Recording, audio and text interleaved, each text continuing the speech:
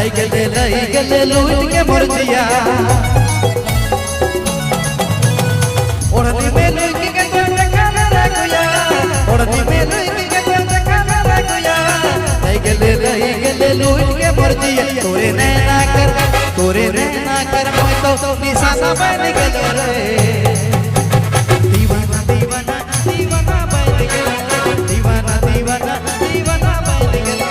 दीवाना दीवाना दीवाना बन गेलो दीवाना दीवाना दीवाना बन गेलो रे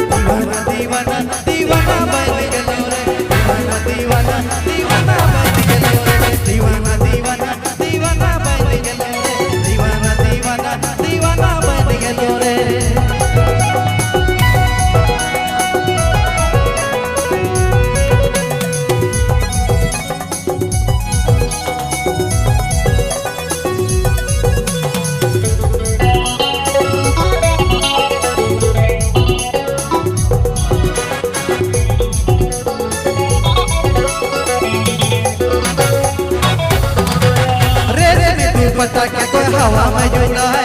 इशारा न तो जाए लव यू बोल रे तू पता के कोई हवा में जो है इशारा न तो जाए लव यू बोल दे अरे ले जा गोरिया बंदो के भगा के दीवाना दीवाना बन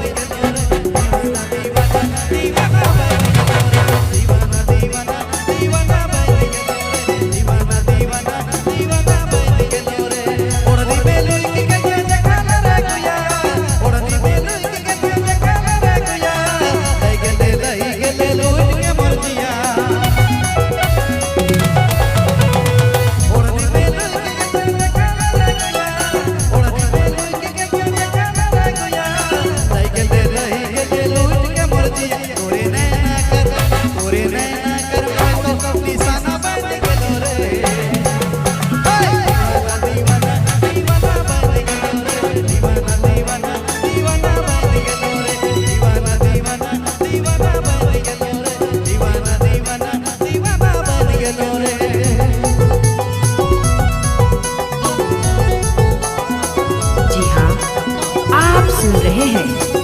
नागपुरी मंच यूट्यूब चैनल की प्रस्तुति अरविंद घाघरा।